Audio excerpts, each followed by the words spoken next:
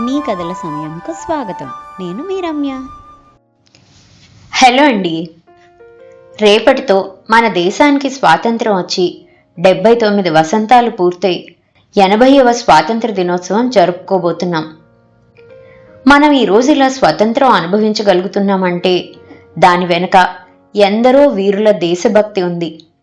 తమ బిడ్డలను దేశమాత సేవకి అంకితం చేసిన ఎందరో తల్లిదండ్రుల త్యాగం ఉంది. భర్తను దేశానికి కాపలాగా ఉంచి తాను ఒంటరిగా జీవితాన్ని పోరాడే భార్యల ధైర్యం ఉంది. వారందరికీ శతకోటి వందనాలు. ఈరోజు మనం కెవి సుమలత గారు రాసిన ఆ అమరవీరుల ధైర్యం, దేశభక్తి, త్యాగం గురించి చెప్పే మనసు ముడి అనే కథ విందాం. ఈ కథ వార్తా ఆదివారం అనుబంధంలో ప్రచురింపబడిన కథ. ఇక ఆలస్యం చేయకుండా కథలోకి వెళ్ళిపోదాం రండి. మాస్టర్ గారు, మిమ్మల్ని ఈరోజు డిశ్చార్జ్ చేసి ఇంటికి పంపించేస్తున్నాం. ఇంటికి వెళ్ళాక కూడా మీరు జాగ్రత్తగా ఉండాలి. ఎక్కువగా ఆలోచించకుండా ప్రశాంతంగా ఉండే ప్రయత్నం చేయాలి అన్నాడు డాక్టర్ చరణ్. ఈ పూట వెళ్ళిపోవచ్చా డాక్టర్ గారు? ఊపిరొచ్చినట్లుగా అన్నాడు నారాయణ శర్మ. ఇంటికి అనగానే మీ ముఖం వెలిగిపోతుంది మాస్టర్ గారు, అచ్చు చిన్నపిల్లాళ్ళ నవ్వాడు చరణ్. నిజంగానే ఆయన చాలా సంతోషపడుతున్నారు డాక్టర్ బాబు. మీరు మాకు ఎటువంటి ఇబ్బంది లేకుండా ప్రత్యేక వసతులతో వైద్య సదుపాయం అందించారు. ఎంత బాగా చూసినా ఇది ఆసుపత్రి కదండి, ఎప్పుడెప్పుడు ఇంటికి వెళ్ళిపోదామా అని ఆయన ఎదురు చూస్తున్నారు అంది లలిత. అమ్మా, మాస్టర్ గారిని జాగ్రత్తగా చూసుకోండి, మందులు సమయానికి ఇవ్వండి. ఆయన నాలాంటి ఎందరో విద్యార్థులకు విద్యతో పాటు నైతిక విలువలు నేర్పిన ఉత్తమ ఉపాధ్యాయుడు. ఆయన బావుండాలి వినయంగా అన్నాడు చరణ్. ఆ మాటలకు నారాయణ శర్మ గారి ముఖం చిన్నబోయింది. డాక్టర్ బాబు, ఆసుపత్రి బిల్లు సిద్ధం చేశారా? మా సృజన రాగానే ఇచ్చేస్తుంది. భర్త వైపు చూసి టాపిక్ మారుస్తూ అంది లలిత. అమ్మా, మీరు నా స్నేహితుడు భరత్ తల్లిదండ్రులు. నేను మీ దగ్గర చిల్లి గవ్వ కూడా తీసుకోను. భరత్ నేను స్కూల్ నుండి ఇంటర్ వరకు కలిసి చదువుకున్నాం. ఇంటర్ తర్వాత వాడు ఇంజనీరింగ్లోకి, నేను మెడిసిన్లోకి వెళ్ళాం. వాడు ఇంజనీరింగ్ అవ్వగానే ఇండియన్ ఆర్మీలో చేరాడని నాకు తెలీదు. వాడు దేశం కోసం ప్రాణాలు అర్పించిన రోజే నాకు తెలిసింది. అంత గొప్ప వీరుణ్ణి కన్న తల్లిదండ్రుల దగ్గర నేను ఫీజు తీసుకుంటే చాలా పెద్ద తప్పు చేసినట్లే సౌమ్యంగా అన్నాడు చరణ్. అయ్యో, అలా అనకండి డాక్టర్ బాబు, ఇది మీ వృత్తి. మీరు ఉచితంగా వైద్యం చేస్తామంటే మా సృజన మళ్ళీ ఈ ఆసుపత్రికి తీసుకురాదు అంది లలిత. నారాయణ శర్మగారి ముఖంపై దిగులు స్పష్టంగా కనిపిస్తుంది. మాట్లాడకుండా మౌనంగా కిందికి చూస్తున్నారు. అమ్మా, నాకు తెలిసినంత మటుకు మీకు భరత్ ఒక్కడే అబ్బాయి. మరి ఈ సృజన ఎవరు? మీరింటికి వెళ్ళినప్పుడు ఆమె మాస్టర్ గారిని చాలా శ్రద్ధగా చూసుకుంది అన్నాడు చరణ్. సృజన మా కోడలు బాబు అంది లలిత. కోడలా? భరత్కి ఆర్మీలో చేరినప్పటికే పెళ్ళైపోయిందా? ఆశ్చర్యంగా అడిగాడు చరణ్. అవ్వలేదు బాబు అంది లలిత.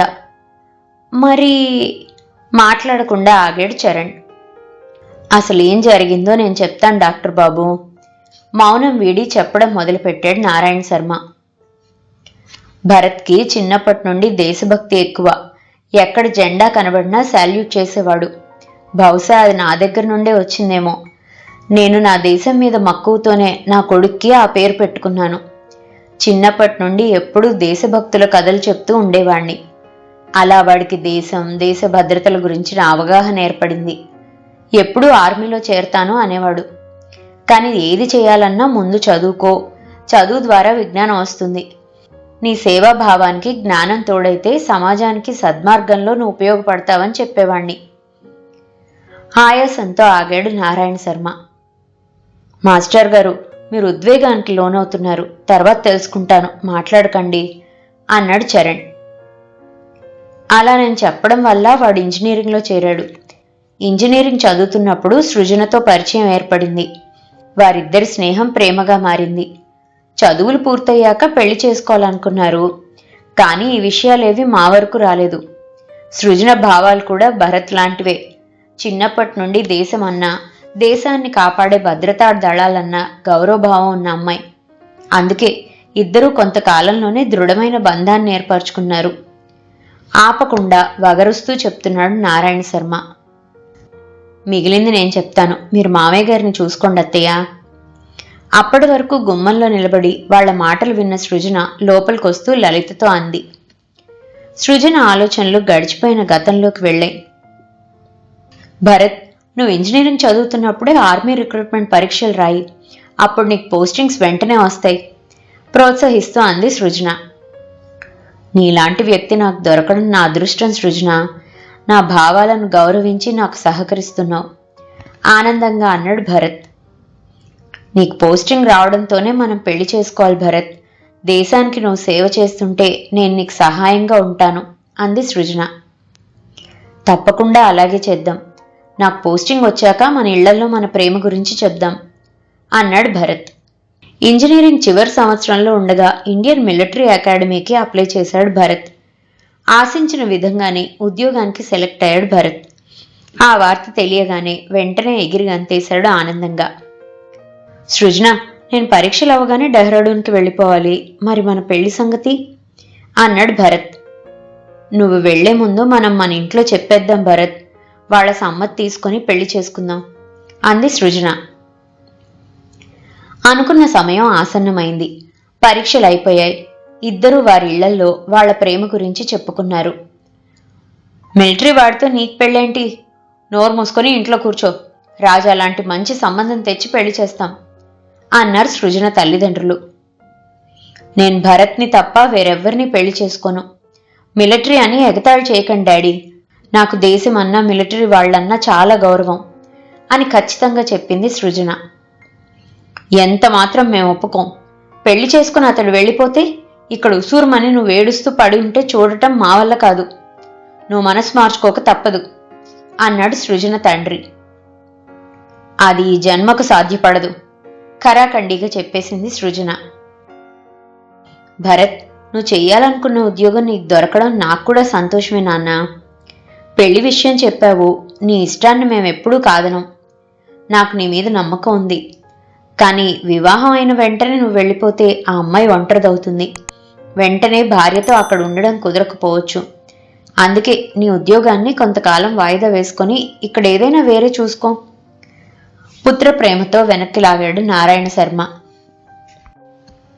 అది ఆగస్టు 15వ తేదీ. సాయంత్రం వేళ పార్కులో జెండా ఎగురవేసిన స్తంభం కింద ఒకరి చేయి మరొకరు పట్టుకొని కూర్చున్నారు భరత్, సృజన. మా ఇంట్లో ఒప్పుకోవడం లేదు భరత్. నాకు మన పెళ్లి జరుగుతుందా అని భయం వేస్తుంది అంది దిగులుగా సృజన. మా ఇంట్లో ఇప్పుడే వెళ్ళొద్దు, ఇక్కడ ఏదైనా ఉద్యోగం చూసుకొని పెళ్లి చేసుకో అంటున్నారు సృజన. ఆగిపోమంటావా? ఏదైనా కలిసి నిర్ణయం తీసుకుందాం అన్నాడు భరత్. వద్దు, నువ్వు ఆగిపోవద్దు భరత్. మన దేశానికి సేవ చేసే భాగ్యం అందరికీ ఉండదు. నీకు వచ్చిన అవకాశాన్ని వదులుకోవద్దు. నీ శిక్షణ పూర్తయ్యేదాకా నీకోసం ఎదురు చూస్తుంటాను అంది సృజన. ఉదయం జెండా ఎగరవేసినప్పుడు వేసిన పసుపు కుంకుమల మీద భరత్ దృష్టి పడింది. వెంటనే చేత్తో కొంచెం కుంకుమ తీసుకుని సృజన పాపిట్లో పెట్టి, మన జాతీయ జెండా సాక్షిగా మన పెళ్ళైపోయింది. ఈ రోజు నుండి నువ్వు నేను వేరు కాదు, ఒకటే నవ్వుతూ అన్నాడు భరత్. సృజన ముఖం వికసించింది. పాపిట్లో కుంకుమ చేత్తో తడుముకొని భరత్ని ఆనందంతో హత్తుకుపోయింది. సృజన తలపైకెత్తి జెండా వైపు చూసి సెల్యూట్ చేసింది. భరత్, ఇక నాకు దిగులుపోయింది. మన పెళ్లి జరిగిపోయింది. నువ్వు నిస్సంకోచంగా డెహ్రాడూన్ వెళ్ళు ప్రసన్న వదనంతో అంది సృజన. ఆ రోజు నా నుండి విడిపోయిన భరత్ ఎగురుతున్న భారతీయ జెండా చేతిలో పట్టుకొని తిరిగి వస్తాడనుకుంటే జెండాతో చుట్టబడి వచ్చాడు. కళ్ళు తుడుచుకుంటూ చెప్పడం ఆపింది సృజన. డాక్టర్ బాబు, వీర లాంఛనాలతో తుపాకీలు పేల్చి జైహింద్ నినాదాల హోరుతో సైనికుల సెల్యూట్లతో భరత్ అంత్యక్రియలు జరిగాయి. ఆ విషాద సమయంలో ఒక అమ్మాయి ఓదార్పుగా మా ఇద్దరిని దగ్గరికి తీసుకుంది. అదే మొదటిసారి ఆమెను చూడటం. ఆ అమ్మాయే ఈ సృజన కన్నీళ్లతో అంది లలిత.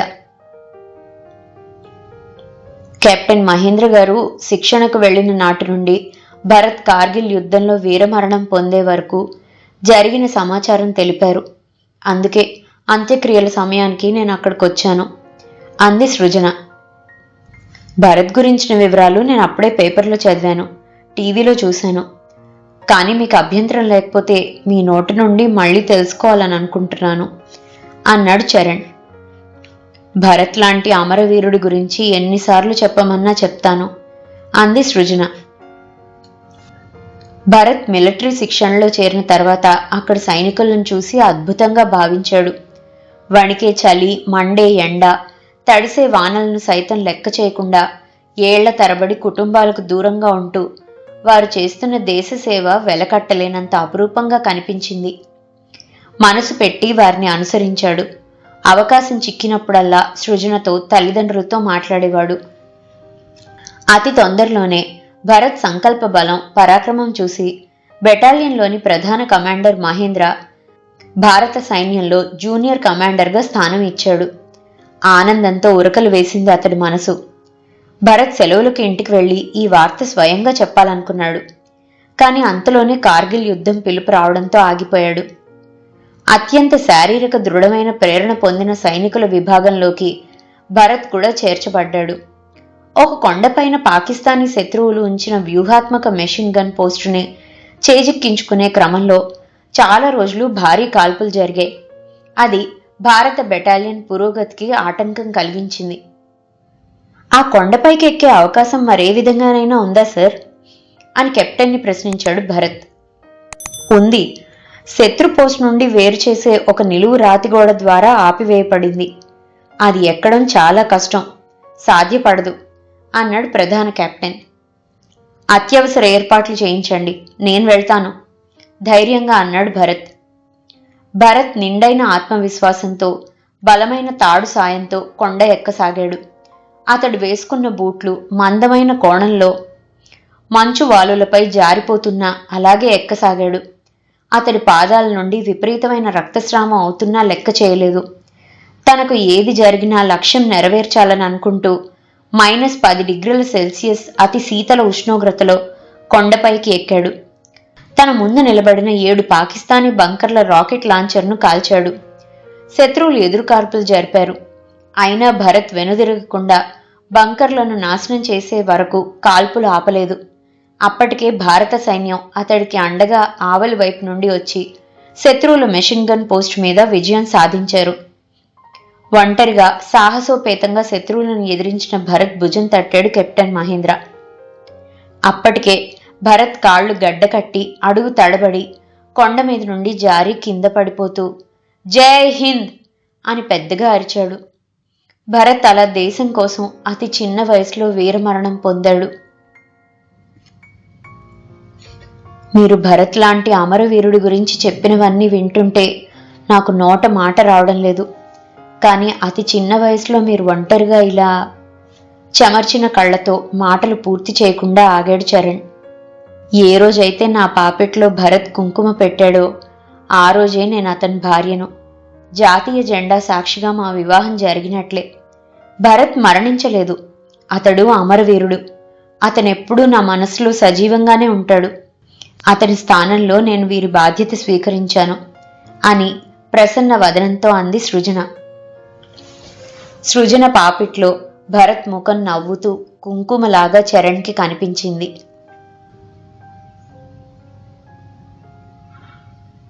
ఇదండి కేవి సుమలత గారు రాసిన మనసు ముడి అనే కథ.